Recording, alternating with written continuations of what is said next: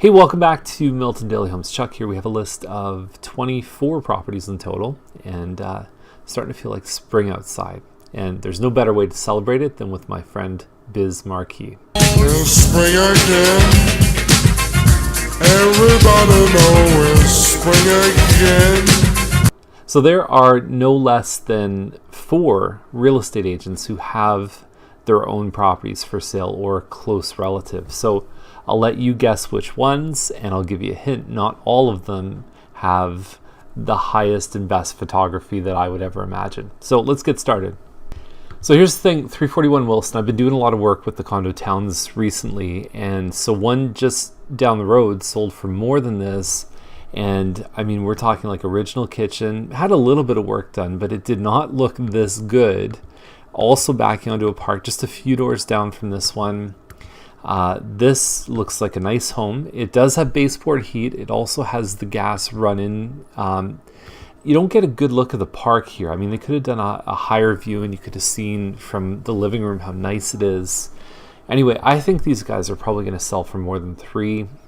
We had the other one over at 745 Woodward, well kept, and up in the 3, I think close to 320 or something like that. So a lot of rapid appreciation in a short period of time, but I just figure for what else I've seen out there, these guys are probably going to sell for quite a bit more than asking. 374, 990. Now, from a pricing perspective, I look at, so in this price range, under $500,000, the price brackets go by $25,000. So 350,000 to 375,000. So by adding $10 more onto this price, they would have actually been in 2 different price ranges.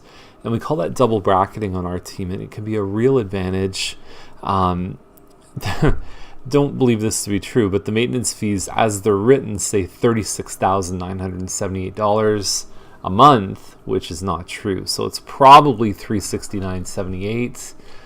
Inside, I don't know why everybody shows this lobby. I don't find it particularly amazing. There's nothing wrong with it, but all the photos tend to have 2 or 3 shots, and I would rather see the unit. And you can see the views. It goes over some of the homes on Costigan there. This layout, I find like you've got this little door here. You've got an area off to the side of the kitchen right here, but it's not really big enough to kind of do anything. It's not my personal favorite layout. And anyway, it's different strokes for different folks. You have a shower on the ceiling. No, you don't. We've got a couple reverse sort of flipped, rotated photos in today's list. But given what else is sold recently, it's not that far off the mark. It does also have 2 parking spots. And I believe one of them is surface and one of them is underground. 518 Holly. So they've taken that pesky garage and turned it into living space. $429 is the price, semi-detached. This is pretty much starting price for a semi-detached in town. So I think they're going to do well. Not having the garage, the nice thing is it looks like they have 2 parking spaces in the driveway, and you're on that nice Timberley 30 by at least 120 foot lot. So it's got a property that really you can't, if you're buying in the new section, you probably pay $30,000 for a lot like this. We talked about this one on Lamont when it was listed before.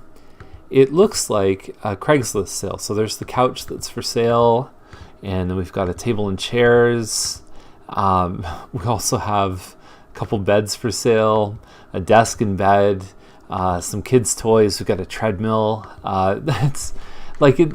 I don't know. It just doesn't show the kind of flow of the house. It just shows a bunch of stuff in the house. So anyway, wish them all the best of luck. Hampshire Way, 385, townhouse right, convenient location right at Main and kind of James Snow, between James Snow and Thompson. And photos are pretty bad today, I warned you. And insert joke here. This would be a great house to flip, wouldn't it? They're upside down on their payments right now. I can't think of anything else. Anyway, pretty bad. I mean, it doesn't take a lot of effort to flip a photo around on the computer, and if you don't know how to do it, there's lots of people that do. I like this one on Bell Street. There's no garage, but it's a good location. It's not far. It's, you know, you could be at the farmer's market downtown and probably, you know, less than 10 minutes walk. It looks like they've kept it well. It's that's probably an IKEA kitchen, but you've got pot drawers. They've opened it up a little bit and just made it into a nice cozy place. I think this is a nice alternative compared to 100 Millside, like for a downsizer, someone who's looking to maybe simplify, selling their 2-story double garage home, going to something like this. Your lot's 60 by 125, so from a lot coverage standpoint, I think you'd be fine probably putting a detached garage in the back as well. So I like it. I like the price. I think everything is working on this one. Okay, so we've got Sprucedale, 528.9, detached home.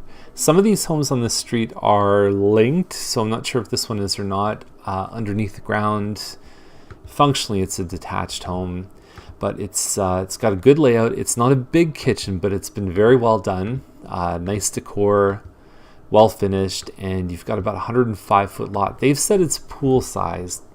You still wouldn't have a lot of lot if you put a pool in there, but it is about 20 to 25 feet deeper than a standard Madme lot. So I do like that, and I think there's lots of space for kids to play. And anything detached this good with a finished basement, I'm guessing that they could even get more than what they're asking.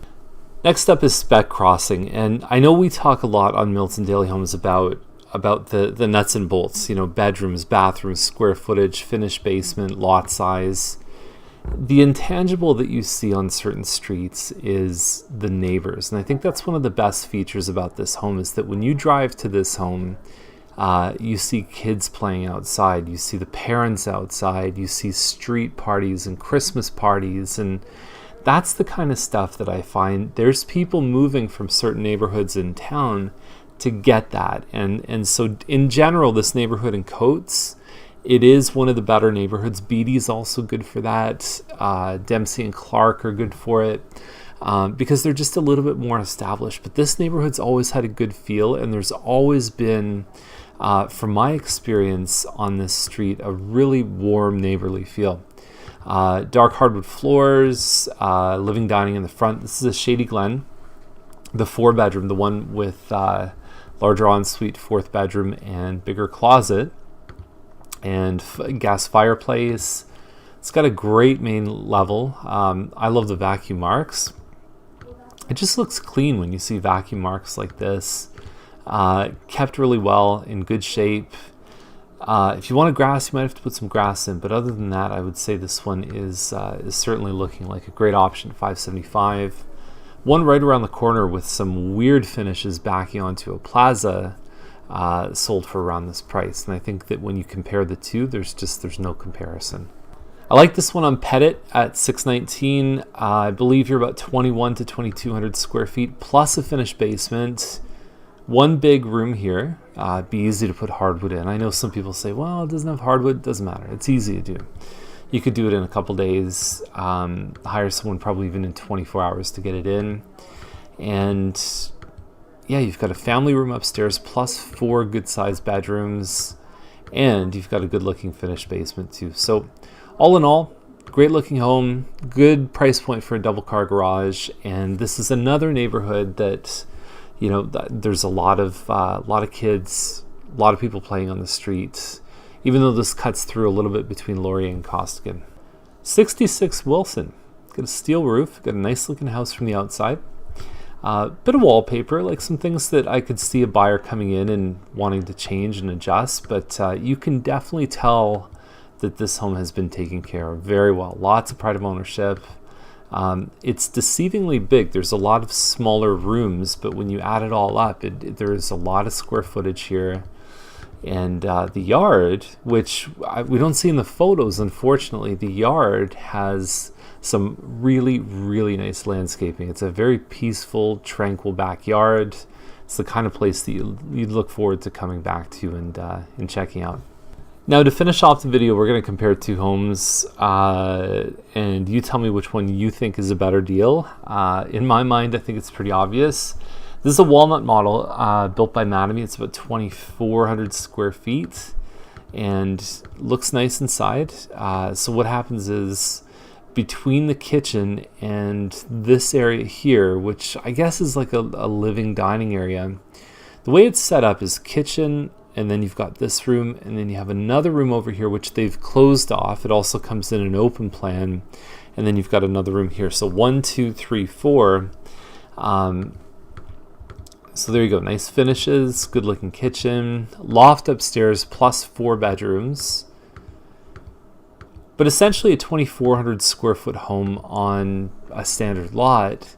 And then we look at the next one on the list, which is on Pringle. So now we're 2,800 square feet for $20,000 more, which on a per square foot basis makes a lot of sense. And even though there's some kind of weird stuff happening with the ceiling, that could look good or it could kind of look a little strange in person. Either way, it wouldn't be that hard to fix. I think you've got a superior kitchen. You've got the California shutters. And if the work is done well here, I gotta say this home is looking pretty nice for what they're asking. So anyway, this definitely gets my nod for one of the best ones of the day, this one here on Pringle. So that's the list for today. If you have any questions, give us a call, and why not put Bismarcky on one more time. Have a great day. Have a great weekend. We'll see you on Monday. Spring again. Everybody know it's spring again. To the girls and boys and people above, this is the time to fall in love.